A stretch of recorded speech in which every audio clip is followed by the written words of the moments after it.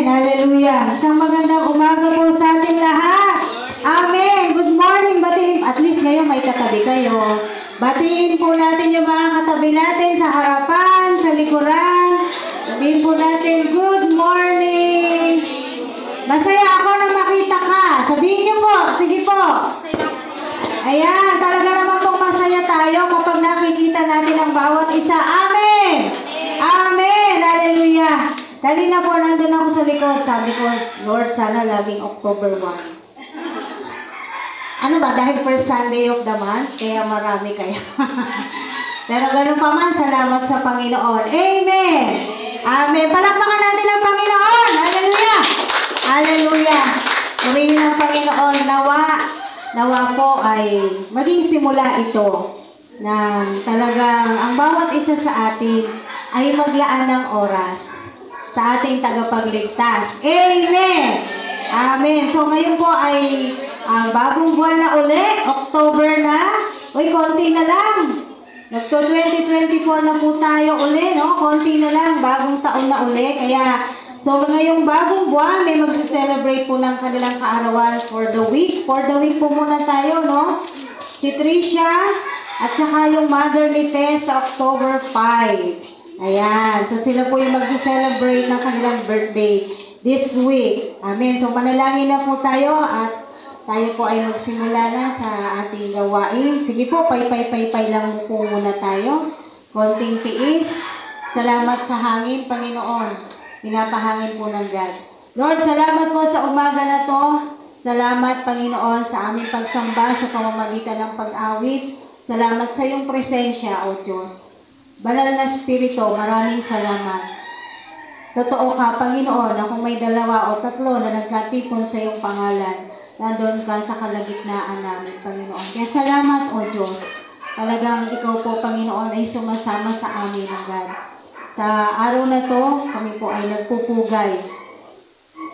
Nagpupugay sa iyong dakilang pangalan, Panginoon.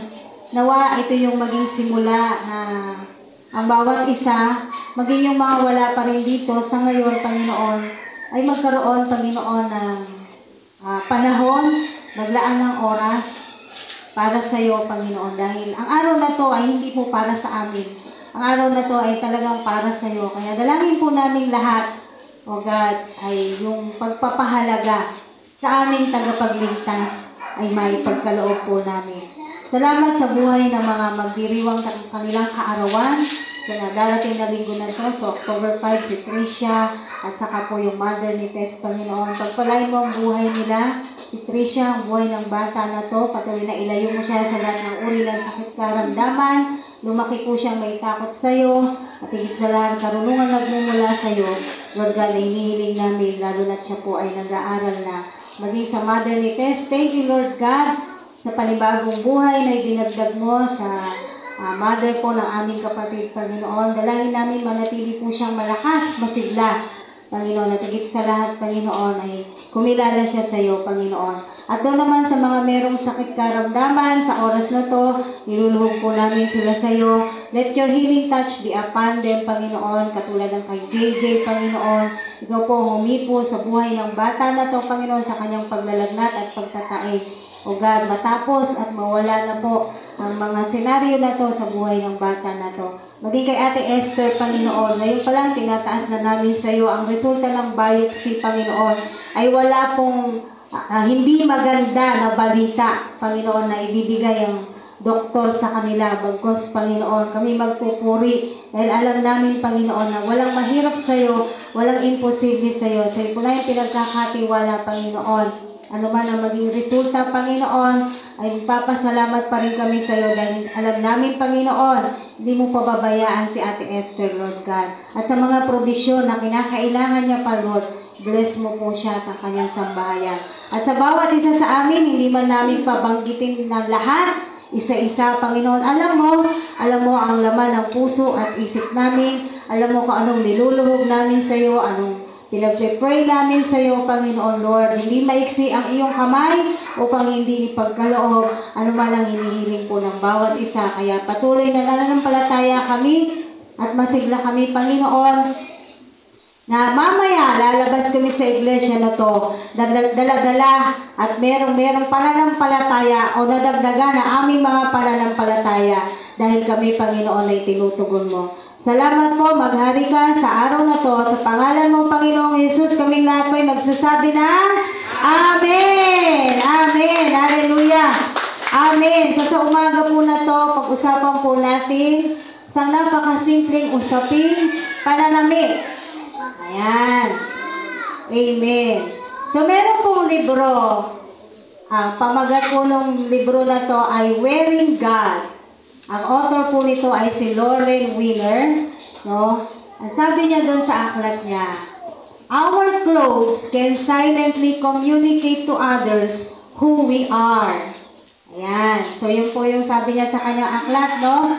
Our clothes can silently communicate to others who we are. Amen. Agree po ba kayo doon? Na yung kung paano tayo manamit, kahit hindi mo sabihin, nalalaman ng tao kung ano tayo, kung sino po tayo sa mundo na to na ginagalawan po natin. Amen. Alam natin kapag ka medyo naka long sleeve, tapos may attache case, o sabihin mo parang attorney, mga ganyan, di ba? So, nalalaman. Hindi man tama lahat, pero generally speaking, sa pananamit na minsan nakikilala ang mga tao. Amen. So bago po tayo magpatuloy, ang ating pong verse ay nasa Romans 13, verse 14. Romans 13, verse 14. Basahin ko po siya sa NIV version muna. Rather, clothe yourselves with the Lord Jesus Christ, and do not think about how to gratify the desires of the flesh. Basahin ko po siya sa Tagalog. Romans 13, verse 14 po. Sabi po rito,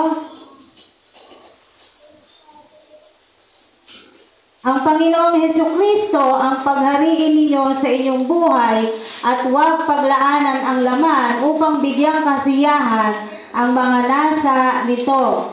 So, kinuha ko po siya sa NIV kasi nandun po yung magandang salita na nais iparating sa atin ng Panginoon.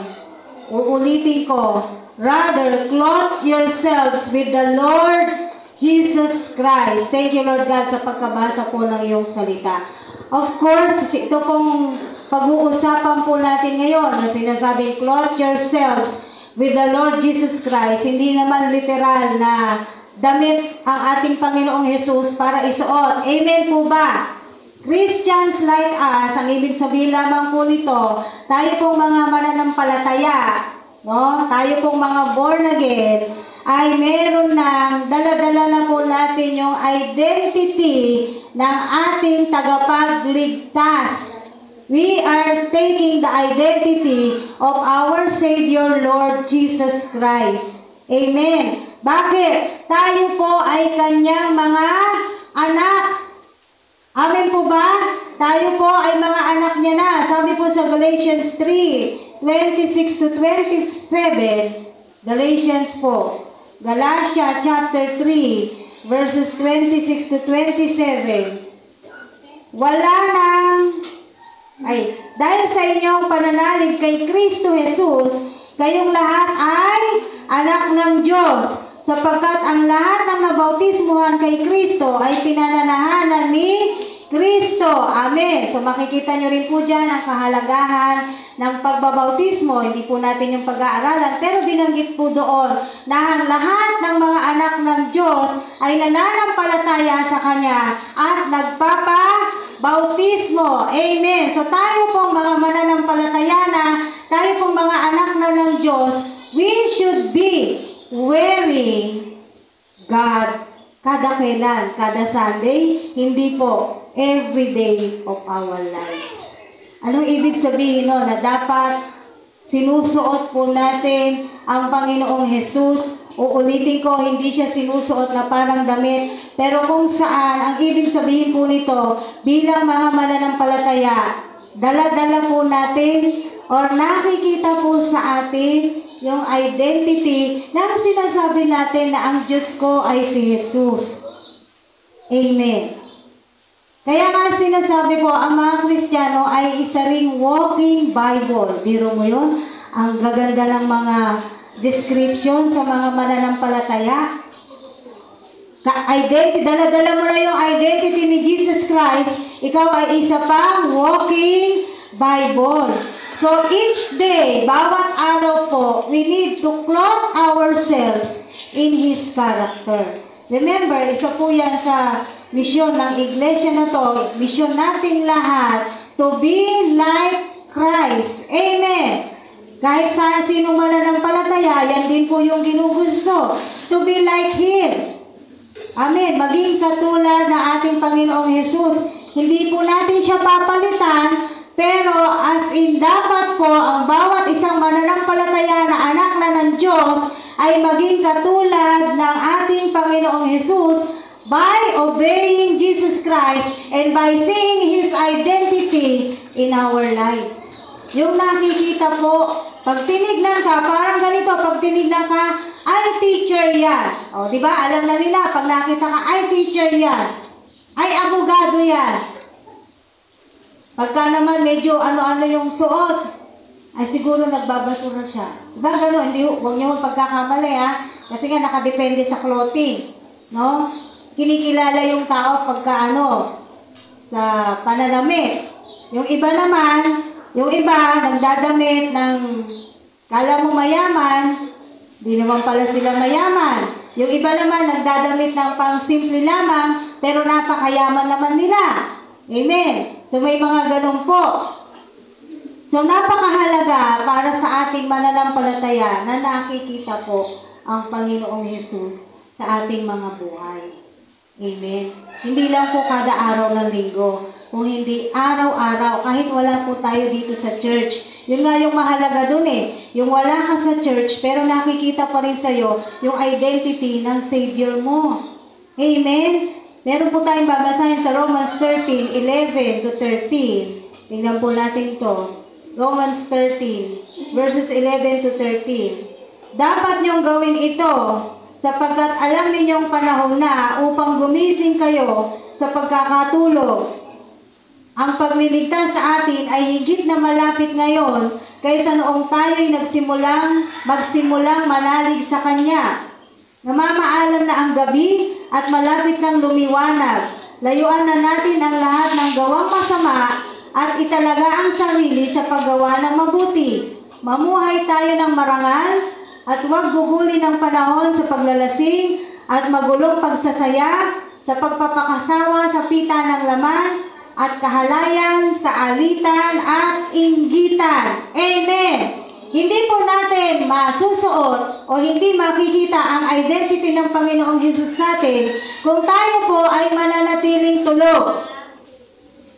Ano yung tulog? Hindi rin siya literal na natutulog. Sino yung mga natutulog? Yung mga inaantok ngayon, magsigising po tayo. Dahil sabi rito, nararapat lamang na tayong lahat ay gumising na sa pagkakatulog. Sa pagkakatulog, anong ibig sabihin ng pagkakatulog? Baka masyado tayong abala sa ating pong mga gawain sa bahay, masyado tayong abala sa ating mga trabaho, masyadong occupied yung mga kaisipan natin sa ating mga alalahanin, sa ating mga problema, sa ating sakit, sa ating kabigatan, natutulog na. O baka masyado ka namang masaya, hindi mo na naiisip na meron pa palang dapat asikasuhin sa buhay mo at yun ay ang iyong tagapagligtas. Kailangan mong harapin, kailangan mong bigyan ng panahon ang iyong espiritu, pero hindi nabibigyan ng panahon. Bakit? Tulog. O masyado kang maraming ginagawa. Ano mga ginagawa mo sa bahay? Natutulog ka. Hindi ka tulog, pero tulog ka spiritually. Laro ka ng laro. Nood ka ng nood. O kung ano yung ginagawa mo, na kung saan ang nagbe-benefit ay ang iyong laman. So mga tulog po yan. Amen. Kaya riniin po natin ang ating mga sarili bilang mga anak ng Diyos.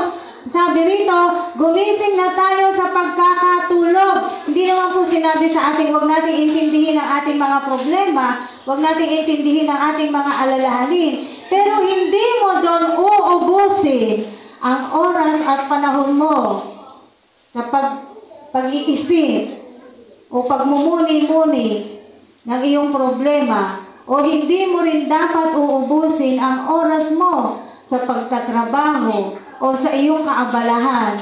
Bakit? Meron kang dapat oras na inilalaan sa iyong tagapagligtas. Amen. Makikita po natin dito, sabi, di ba? Yung pagliligtas sa atin ay higit na malapit kaysa noong tayo ay magsimulang manalig. Hindi ba tumatakbo po ang panahon natin? Kailan pa ba nasulat itong Biblia?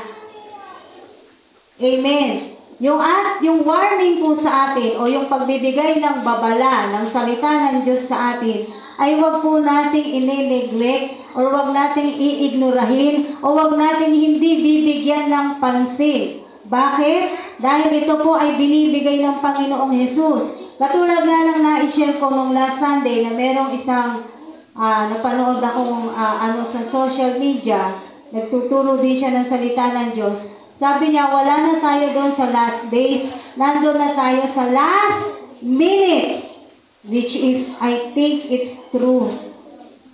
Amen. Kasi sabi niya mismo rito, ang pagliligtas sa atin ay higit na malapit ngayon kaysa noong tayo ay magsimulang manalig sa Kanya. Parang nagmamadali na po ang panahon. Nagmamadali ang oras. Parang kailan lang nakasuot tayong lahat ng blue na ganyan dahil 2023, anniversary natin, January po yun, nagsimula ang bagong taon. Tama po ba? Ngayon ay malapit na uling magbagong taon. No? So, ganun na po kabilis yung panahon natin, ganun na kabilis yung oras natin. Hindi na po ito yung panahon na tayo po ay laging natutulog. Hindi yung natutulog literal yung pinag-uusapan natin, kung hindi yung natutulog pa rin ang kaisipan natin, natutulog ang mga espiritu natin. Bakit? Dahil hindi natin binibigyang pansin, dahil masyado tayong abala sa kung ano ang ginagawa natin sa mundo na to. Tingnan nyo ang pandaraya ng kaaway sa mga anak ng Diyos. Bibigyan niya yan ng sandamakmak na problema. Magkakaroon niya ng sandamakmak na problema. O kaya hindi mawawala-wala yung kanyang sakit. Para ano? Para maubos yung oras mo doon. Kakaisip, paano ka ba gagaling? Paano mo ba i-resolve itong itong problema mo na hindi matapos-tapos? Nakita nyo yung pagkilos ng kaaway sa buhay ng mga mananampalataya na talagang ginagawa niyang abala para para hindi ka maglaan ng oras sa Panginoong Hesus dahil yun ang ayaw niya. Lumang taktika na po yan ng kaaway pero bumibenta ba? Bumibenta pa rin hanggang ngayon. Kaya mga kapatid, sabi nga sa Bible, wag natin siyang bibigyan ng pagkakataon ang demonyo. Ang ating kaaway, wag niyong bibigyan ng pagkakataon. Kung may ginagawa siya sa inyo, Sabado ng gabi, bubwisitin niya yung pamilya ninyo, mag-aaway-away kayo, magkakatampuhan kayo mag-asawa, o kung ano man ang mangyayari sa inyo. Magkakaroon ng pagagalit, pagkainis. Tama po ba? Mawawalan ka na ng parang sasabi mo, di na ako aatin kasi nagagalit ka. Kailangan mapagtagumpayan po natin yung mga simpleng gawa ng kaaway na yon sa ating mga pamilya. Dahil naniniwala ako, bago maglinggo, may ginagawa ang demonyo para hindi ka umatin ng linggo. Amen. Meron siyang gagawin, hahadlangan kanya para hindi ka makaatin ng linggo. Ngayon, ang susi na kanino? Nasa atin. Anong gagawin mo? Mananatili ka ba doon sa pagkadena sa iyo ng kaaway? O pipilitin mong makadalo sa kabila ng ikaw ay hinahadlangan ng kaaway? Di naman siya yung nakapronta sa iyo yung demonyo. Kapag hinahadlangan ka niyan, hindi siya yung nakapronta sa iyo. Hindi siya yung nakapronta sa atin. Ang ipopronta niya sa atin, yung sangkatambak na ginagawa po natin. O yung mga sakit na meron po tayo. Yun yung ipopronta sa atin ng demonyo. Kadalasan, ganun ang ginagawa ng kaaway. Ganun niya kinukuha ang mga mananampalataya. Kung hindi man yung mismong mananampalataya, tignan nyo, yung mga mahal niyo sa buhay. Yung mga mahal natin sa buhay. Doon siya kumikilos, doon siya gumagalaw. Hindi ka niya makante, ang kakantiin niya, yung mahal mo sa buhay. Di syempre, hindi mo naman pwede sabihin na bahala siya, di ba? yung mahal mo sa buhay, aanuhin mo rin yun. Kung yan ay may sakit, aasikasuhin mo. Nakuha po natin. So, ganyan po kumikilos ang kaaway. Kaya sabi sa atin dito, dapat niyong gawin ito sapagkat alam ninyong panahon na upang gumising kayo sa pagkakatulog. Kailan ka gigising? Pag nandiyan na si Kristo. Pag nandiyan na po si Kristo, anong gagawin niya na lang? Manunundo na lang siya. Yung na yung kakaunin niya, yung mga anak niya sa alapaap. Una yung mga namatay na anak niya. Alam na natin yan, yung sequence, di ho ba? Una, yung mga namatay na. Mababasa niyo po yan sa Thessalonica. At pagkatapos, yung mga buhay. Kakaunin niya doon sa alapaap. Doon ka ba magkukumahog? Doon pa po ba tayo magkukumahog na sumunod sa Diyos, makinig sa Diyos, at magkaroon ng identity ni Kristo kung saan nandito na siya sa earth? Wala na po yun.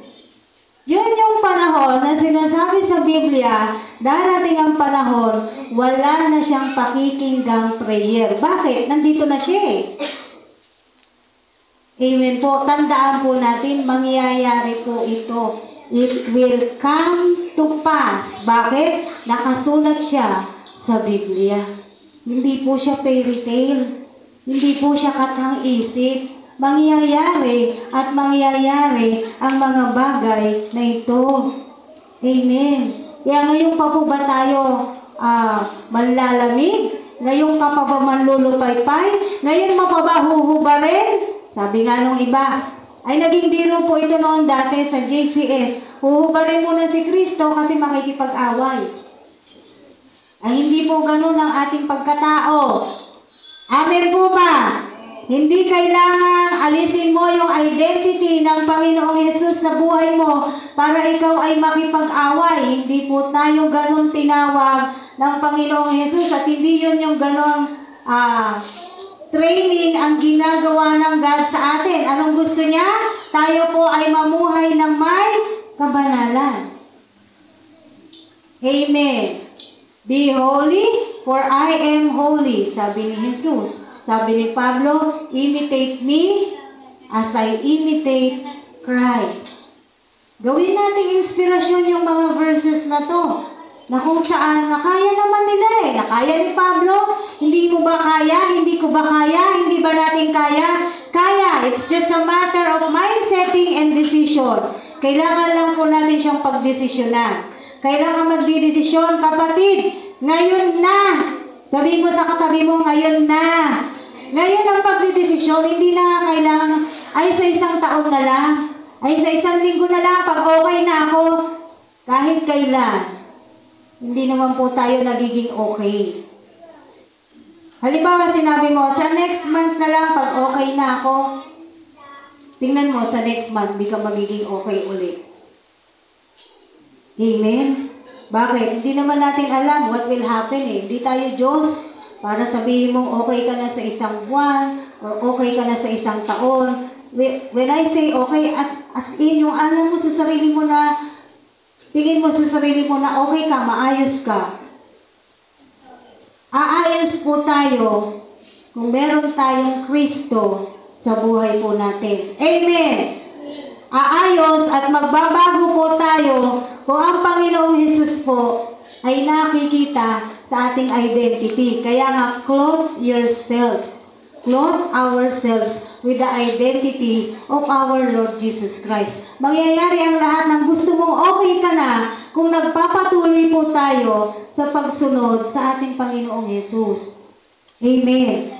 Continue to grow. Sabi nga po rito, no? In godliness, yung paglaki, ay yung pagmamature po natin spiritually, no? Continue to grow in godliness, in love and obedience with the help of the Holy Spirit. Meron naman pong tutulong sa atin para magawa natin ang mga bagay na to. Nandiyan po ang banal na Espiritu. Nasaan ang banal na Espiritu? Nasa atin na. Nasa lahat na ng tumanggap. Nasa lahat na ng mananampalataya. Amen. So manatili po tayo habang nag-e-edad po tayo, nagmamature po ang mga edad natin. Dapat nag-grow din yung ating mga spirito. Yung tinatawag po natin spiritual maturity. Hindi po tayo dapat nananatiling bata. Kasi kahit yung mga bata ngayon, lumalaki. Tingnan nyo, mga dating baby yan, ngayon, mga malalaki na sila. Hindi nananatiling bata ang isang bata. Amen po ba? Kaya kahit po sa usapang espiritual, hindi po tayo dapat nananatiling bata. Kaya nga sabi sa Hebreo, hindi ko kayo minsan mabigyan ng matigas na pagkain. Kasi ang hanap nyo pa rin ay gatas. Dahil hindi pa rin malunok-lunok yung matigas na pagkain. Kailangan ngayon, medyo matibay ka na. Hindi ka na baby eh. Kung ano-ano na nga kinakain natin, di ba? Kaya na natin yung literal na pagkain, masarap talagang kumain. Amen. Yung mga literal na pagkain, masarap kumain at nakakaya po natin kainin. So same as true with our spirit. Kung anong pinapakain sa atin through our spirit, para lumakas ka, para lumakas yung espiritu natin, para mag-grow po ang ating mga espiritu, mag-grow tayong lahat spiritually, lunukin mo yun. Lunukin natin yun. Tanggapin natin yun. Amen. No? Kaya nga sabi dito, continue to grow in godliness, no? In love and in obedience. Magagawa lang natin to uli if we are clothing ourselves with our Lord Jesus Christ. Yan napakahalaga po na araw-araw lilimiin mo yung sarili mo. No? Dala-dala ko yung identity ni Kristo. Dala-dala ko yung pagkatao, yung pagkakakilala ni Jesus. Dala ko sa aking pangalan, dala ko sa aking buhay. Kailangan nakikita po sa atin yan. Hindi lang kada may araw ng service o hindi lang kada ikaw yung magmi-minister. Kung hindi araw-araw. Walang service, merong service, ikaw ang magmi-minister o hindi. Pareho lamang po yun. Dapat we must clothe ourselves with our Lord Jesus Christ. Amen. No, sabi pa po dito sa verse 12, namamaalam na ang gabi at malapit ng lumiwanag. Layuan na natin ang lahat ng gawang masama at italaga ang sarili sa paggawa ng mabuti. Karamihan po sa atin dito ay maayos ang kaisipan at kaya nang abutin ng ating kaisipan kung ano yung mga gawang masama. Tama mga kapatid?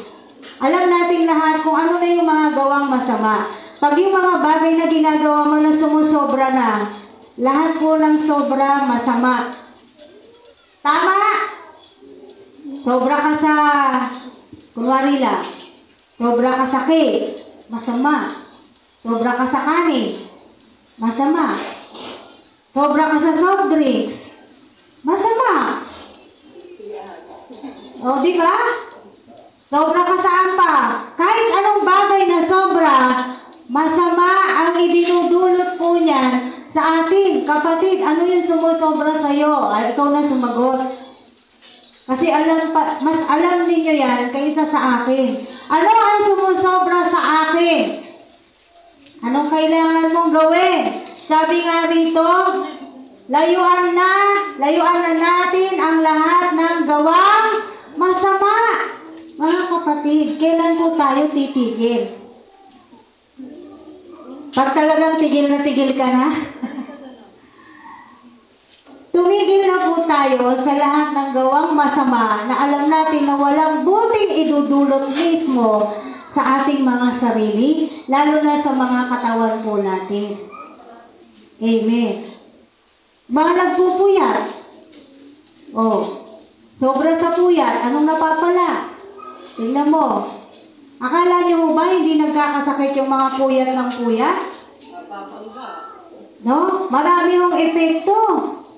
Ang mga nagpupuyat, maraming pwedeng maganap doon sa katawan ng tao na yon na nagpupuyat. Kaya kawawa yung mga call center agent na laging nasa graveyard schedule. Wala silang choice pero tignan mo, kawawa sila. Ngayon, mga bata sila, hindi pa nila yan naiinda. Pagdating ng araw, maiinda nila yan. Oo, laging may sakit. Kasi hindi normal yung takbo ng ano mo ng katawan mo Ang design ng God sa atin, umaga ka, gagawa. Gabi ka, matutulog.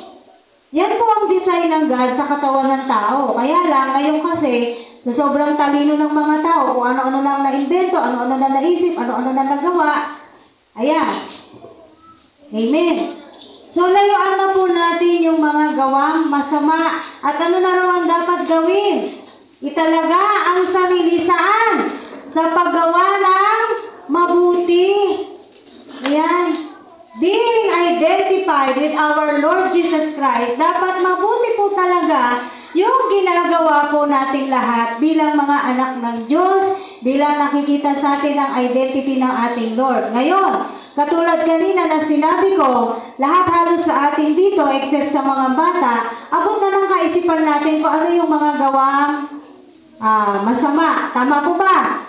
Gayon naman, abot na rin ang kaisipan natin kung ano naman yung mga gawaing mabubuti. Tama po ba? It's about time na kung saan yung mga ginagawa mong masama ay aalisin mo na o iiwasan mo na at ang gagawin mo ngayon ay pawang mga mabubuting bagay. Bakit? Sabi ng Biblia, italaga mo ang iyong sarili sa paggawa ng mabuti. Ano yung mga mabubuting bagay? Mabuting umiwas sa mga bisyo. Mabuti yan. Tama po ba? Mabuting sumunod. Kanino? Siyempre, una sa Diyos. Pangalawa, sumunod ka sa mga magulang mo. Mabuti yan. Ang daming mabuting gawain. Ang daming mga mabubuting gawa na pwede nating sabihin. Mabuting mag-aral. Mag-aral mabuti. Mabuti yan. Mabuting maglingkod sa Diyos. Amen. Yan yung mga mabubuting gawain. Mabuting mag-invite at magbahagi ng salita ng Diyos. Ilan lamang po yan sa mga gawaing mabubuti na dapat yun po yung ginagawa ng bawat isa sa atin. Mga gawaing mabubuti. Mabuting magpakumbaba. Makita sa atin yung kapakumbabaan ng Diyos. Amen. Mabuting maging humble po tayo kaysa naman masabihan ka na mayabang ka o mapagmataas ka. Mas mabuti na yung humble. Amen. Mabuti po yan. No? Mabuting tigilan yung mga nilataanan mo ng oras na hindi naman para sa Panginoon. Ilang beses na ba natin naging panawagan yan? Dalangin ko po talaga ay nakikinig. Hindi yung napapakinggan.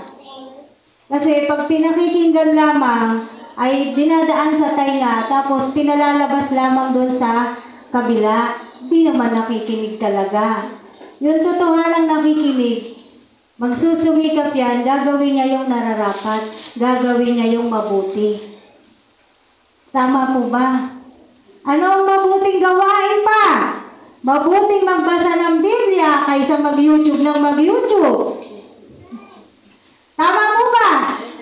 Oh, natatawa kayo kasi talagang nangyayari po yan. Amen? Opo, sige, hindi daw sa YouTube, Facebook. Mabuting manalangin kaysa mag-social media na mag-social media. Bawal ba yun? Hindi. Hindi bawal yon. Ang sinasabi natin dito, alamin mo kung ano ang tamang oras. Kung anong mabuti, yun ang dapat gawin. Mabuting disiplinahin mo ang sarili mo. Mabuti yan. Kaya nyo po bang disiplinahin ang sarili nyo? Taas kamay! Kaya? Kaya! Pag hindi kaya at nahihirapan, humingi ng tulong sa Diyos. Amen! Kasi may mga bagay ho talaga na nahihirapan tayong gawin. May mga bagay na nahihirapan nating iwasang gawin. Pero humingi po tayo ng tulong sa Diyos. Sa tulong ng Diyos, sa tulong ng banal na Espiritu na sumasa atin, magtatagumpay po tayo. Alam niyo po yung mga, wala po akong against sa mga adik ha, yung mga adik na nagre-rehab. Kung nakakita na po kayo, yung mga yan po, pagka hindi sila nakapag-drugs, nakapag-take, para silang mga alam mo yung nanginginig sila na maaawa ka. Nanginginig sila na hindi mo maintindihan anong nararamdaman nila. Talagang hindi mo rin alam paano mo sila tutulungan. How do I know that? Marami akong uncle na narehab. At salamat sa Diyos, okay na po sila ngayon. No? Ganun sila, nakakaawa sila, talagang nanginginig sila.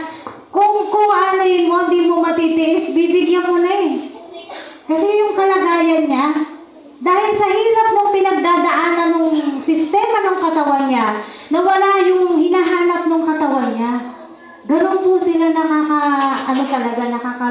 nakakalunos din yung mga itsura nila pag talagang, pero kailangan mapagtagumpayan nila yun.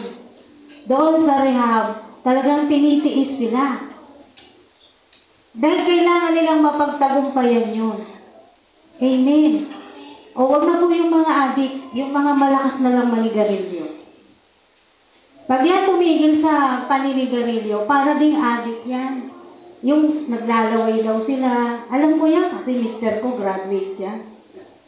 Naglalaway at kung ano sinasabi yan na talagang, alam mo yun, talagang kailangan bigyan mo siya. Parang gano'n. Para lang matigil yung kung ano man yung sa sistema ng katawan niya na nag-crave sa gano'n.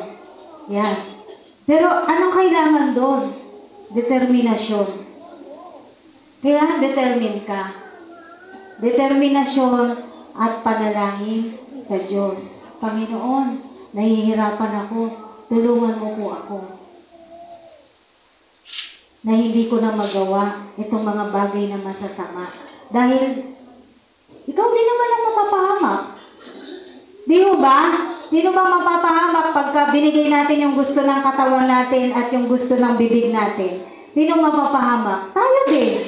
Darating ang araw, magkakasakit ka. O katulad ko, mahilig sa taba. Anong nakuha ko? Kolesterol. Di ba? Kapag binigay yung hilig ng katawan ko, mapapaaga ko. Kaya kailangan mong disiplinahin ang sarili mo. At magdesisyon ka. No? Isang beses, kinukulit ko pa si Polo. Sige na, kapraso lang. Alam mo yung para akong kapraso lang, may hinihiwa po kasi siyang baboy, tapos nakita ko yung taba. Pagprito mo kahit kapraso lang. Di nga po yan, sabi niya, nagkulitan kami hanggang sa magalit pa ako sa kanya.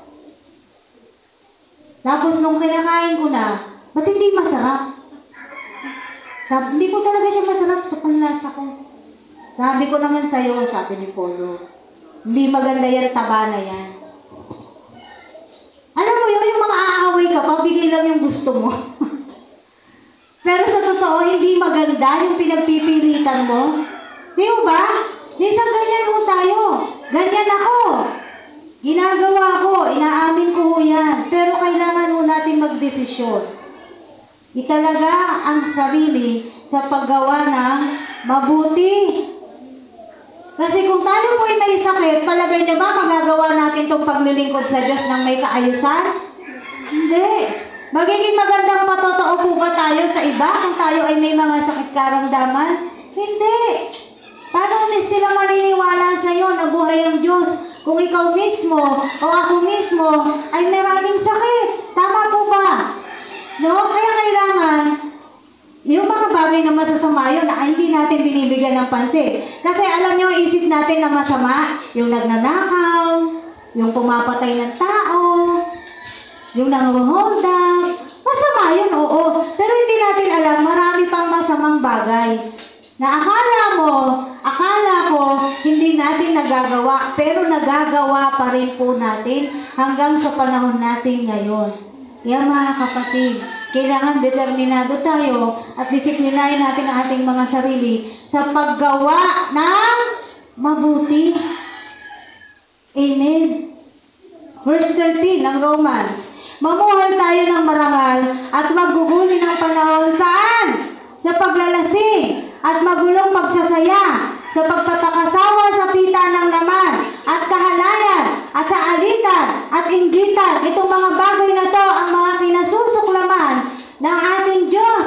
Pag sinasabi mo, ikaw ay born again, ikaw ay isang mananampalataya, pero kung naririto ka pa sa verse 13, nasaan ang identity ni Kristo?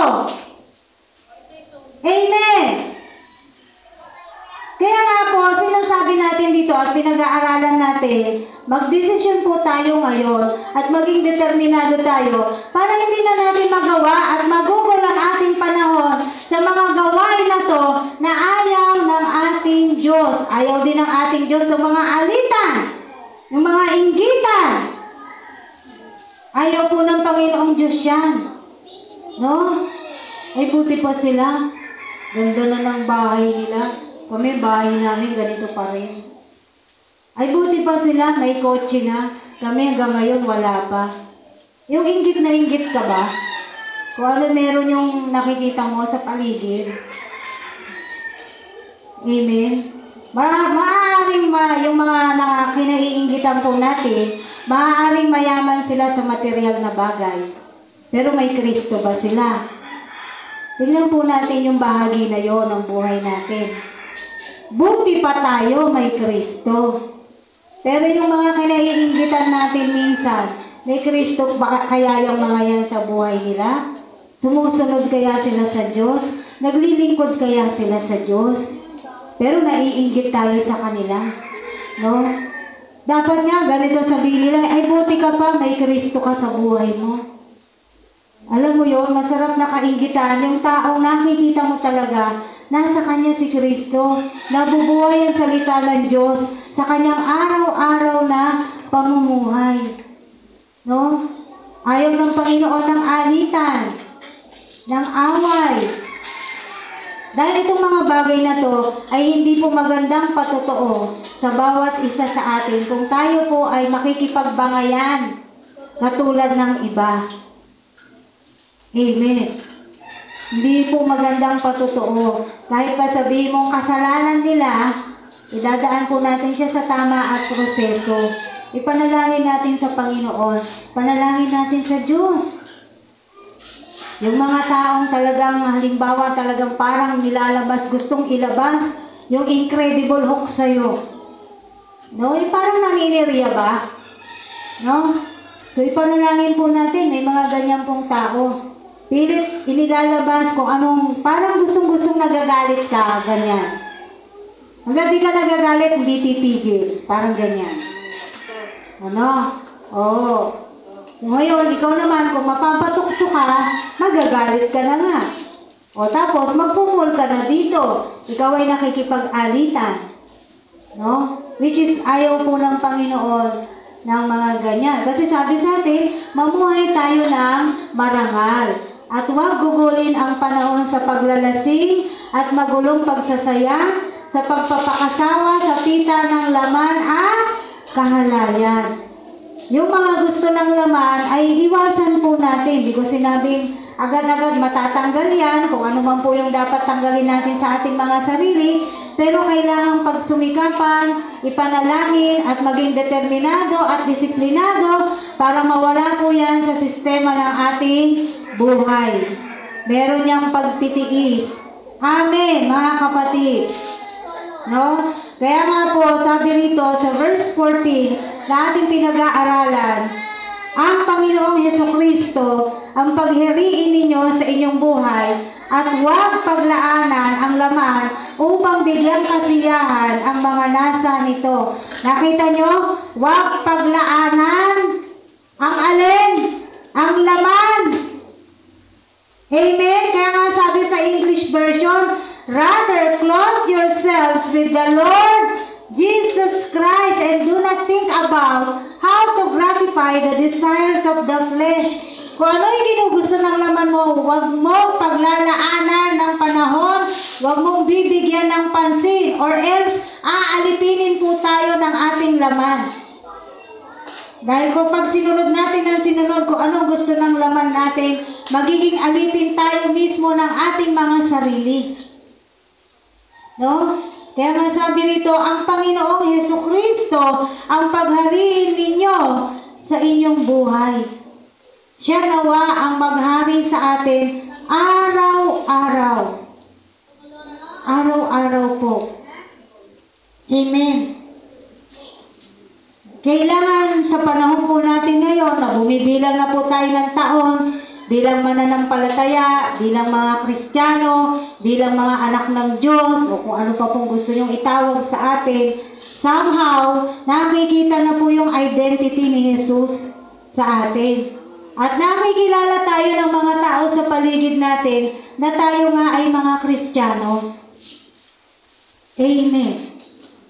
Ay, huwag mo nang tawagin si hindi napunta yan pag fiesta.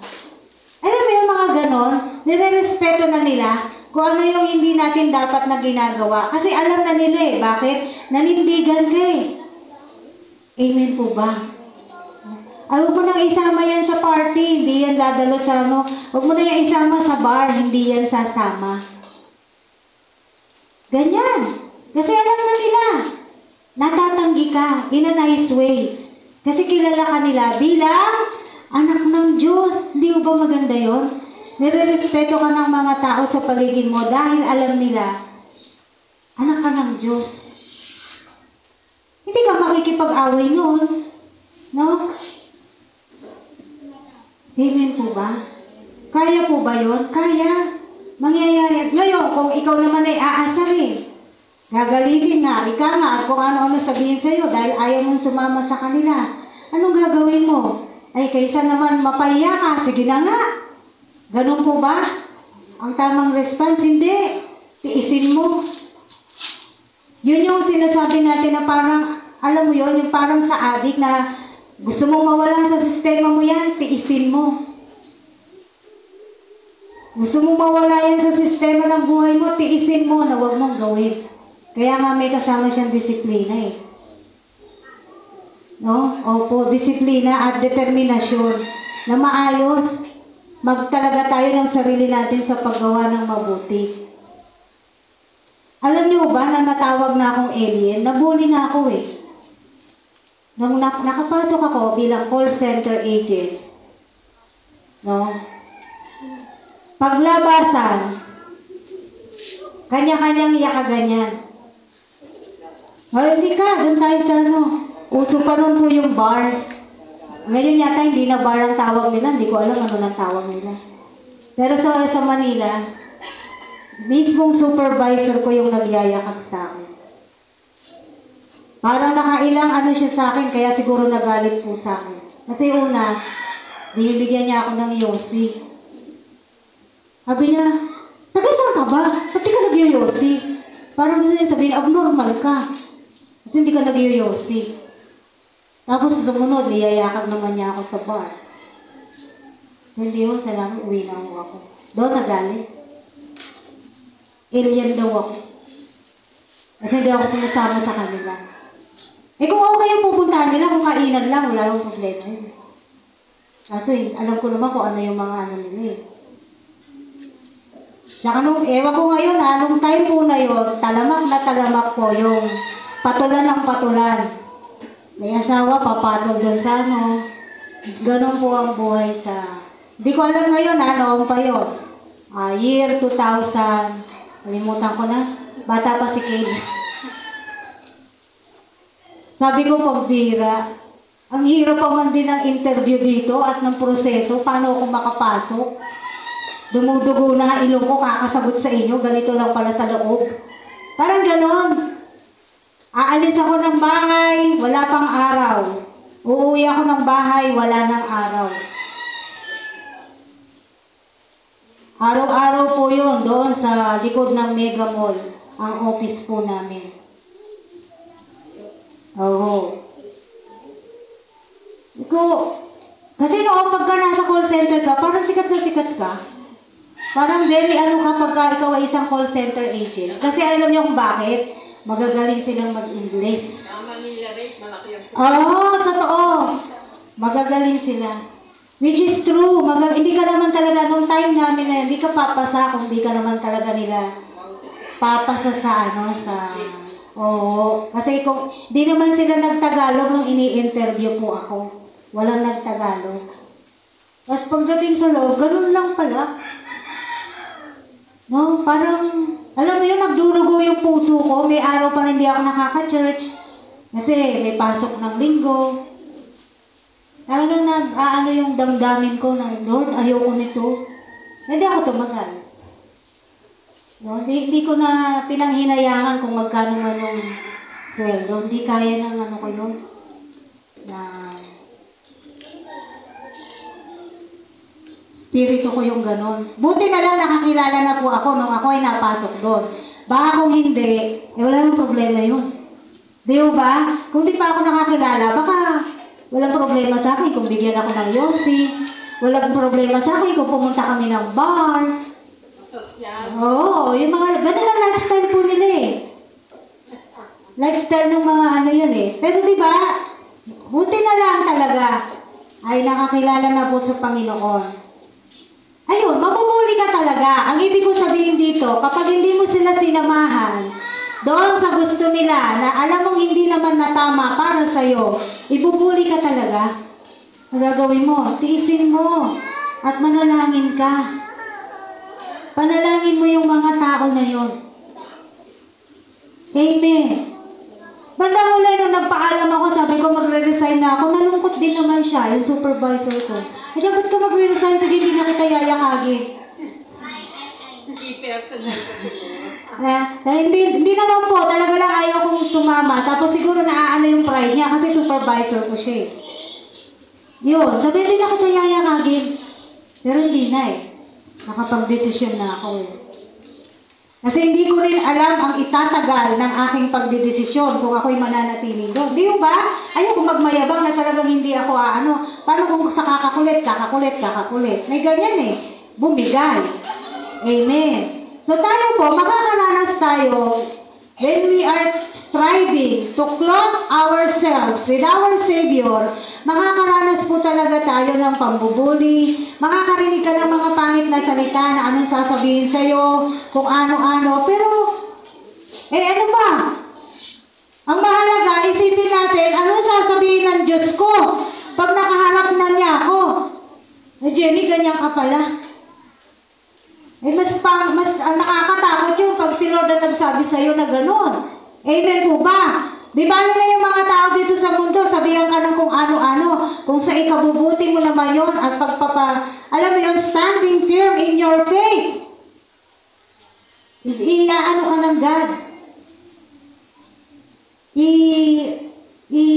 Palalayain ka ng God doon sa sitwasyon na yun.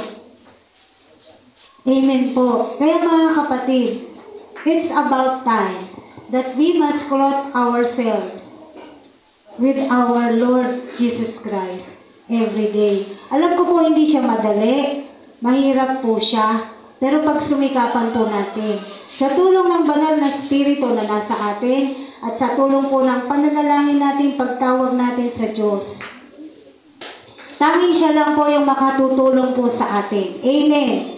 Wala pong iba.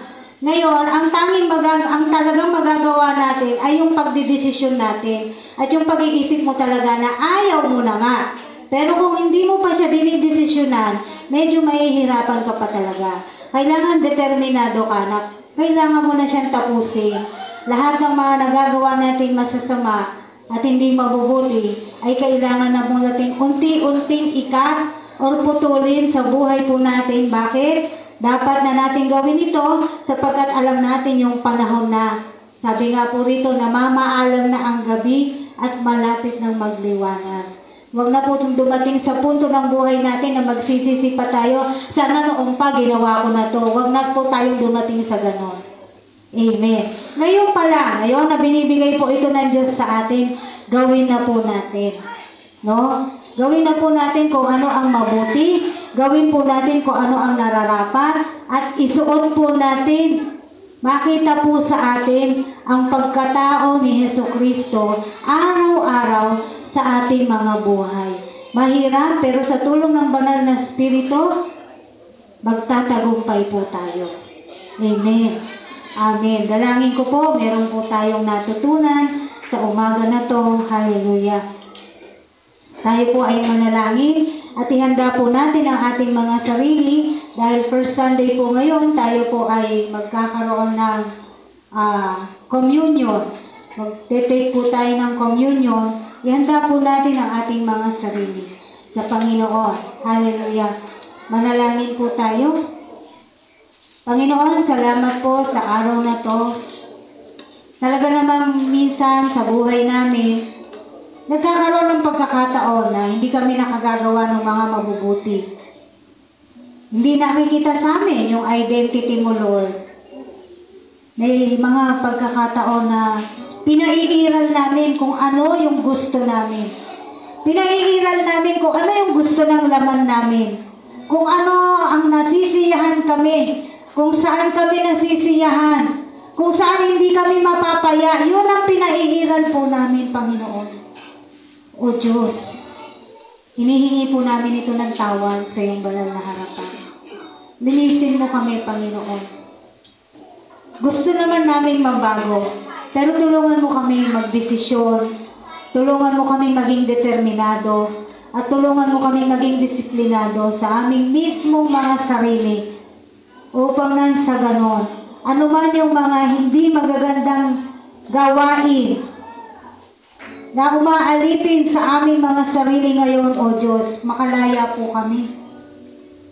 Makawala po kami sa mga tanikala ng kaaway na to, na minsan mismo yung mga sarili na namin ang aming kaaway. O Diyos, tulungan mo ang bawat isa sa amin. Banal na Espiritu. Hallelujah. Ikaw hindi ka nang iiwan. Hindi ka umaalis. Naririto ka sa amin. Naririto ka sa aming puso. Patuloy na hiling namin sa iyo, Panginoon, na managumpay kami araw-araw sa aming mga struggle, Lord God, sa buhay na to. Struggle sa pita ng laman namin, Panginoon. Lord, papagtagumpayin mo po kami, O Diyos. Sa mga alitan, inggitan na nakukumit namin, nasa isip namin, O Diyos, nabubulalas na aming mga labi, Panginoon. Lord, patawarin mo po kami. Sa mga bisyo na patuloy na meron ang bawat isa sa amin, Panginoon, patawarin mo po kami, O God. Patawarin mo kami, O Diyos. Talagang totoo ito, God. Without you, we cannot do it. Without you, hindi namin kayang magbago. Without you, hindi namin kayang ayusin ang aming mga sarili. Pero dahil nandito ka sa amin, nananahan ka sa aming mga puso, O Diyos, bigyan mo kami ng desire na i-release namin, Panginoon, ang lahat ng plano at galaw ng kaaway sa aming mga katawan. Bigyan mo kami ng desire, Lord God, to overcome temptation in Jesus' name. Hallelujah. And once again, we are clothing ourselves with you, Lord God, our Savior Jesus Christ. Nawa, O Diyos, mas madalas na, hindi man araw-araw, pero mas madalas na nawa na makita ka po sa amin ng mga tao sa paligid namin, sa mga katrabaho namin, sa mga kapamilya namin, sa mga kapitbahayan namin, sa lahat ng mga tao nakakasalamuha po namin, O Diyos. Makita ka nila sa akin. Makita ka nila sa amin, Panginoon. And through that, Lord, makapag-evangelize kami sa pamamagitan ng mga buhay-buhay namin.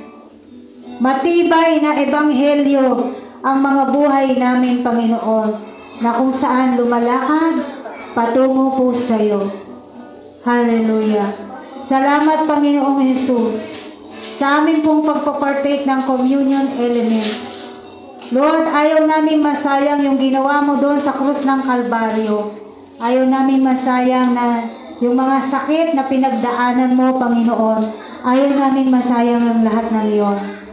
Dahil gusto namin, pagdating mo, kasama kami doon sa mga kakaunin mo. Pagdating mo, kasama kami doon sa mga susunduin mo, O Diyos.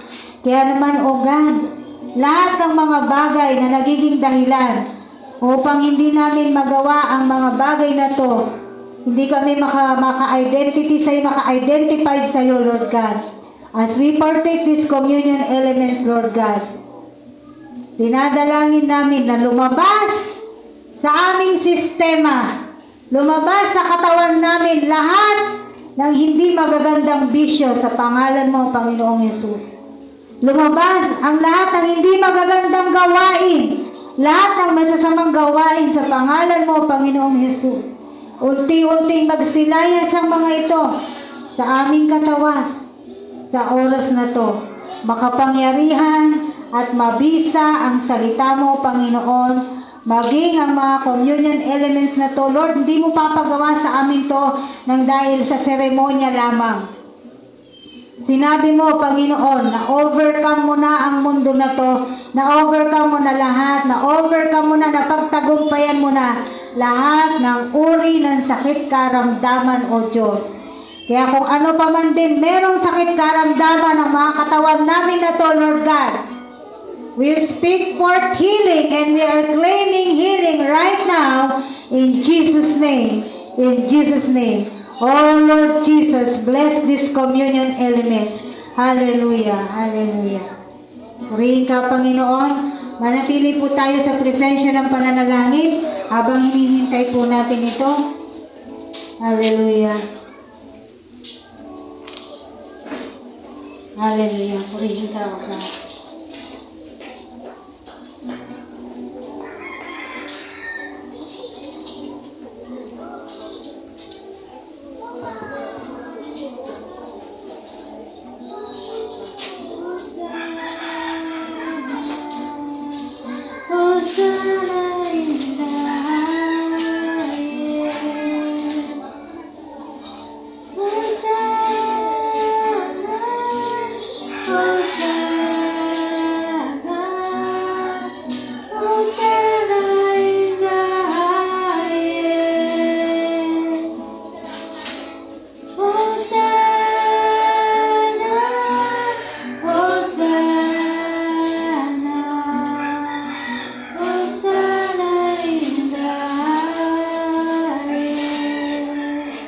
Taas po natin ang tinapay. Hallelujah. Magpasalamat po tayo sa Panginoon. Salamat sa napakalaking pag-ibig mo, Panginoon. Salamat hindi mo sinino ang bawat isa sa amin, O Diyos. Salamat, Lord. Dahil sa iyo, ikaw yung tinawag na kasalanan para sa amin, O God. Dahil sa iyo, ikaw yung naging marumi para sa amin, Panginoon. Kaya Lord, maraming salamat. At dalangin namin, Panginoon, sa tulong mo, O Diyos, managumpay din kami mismo dito sa sarili naming mga katawan. Sa lahat ng pita nito na hindi kalugod-lugod sa iyo, managumpay po kami.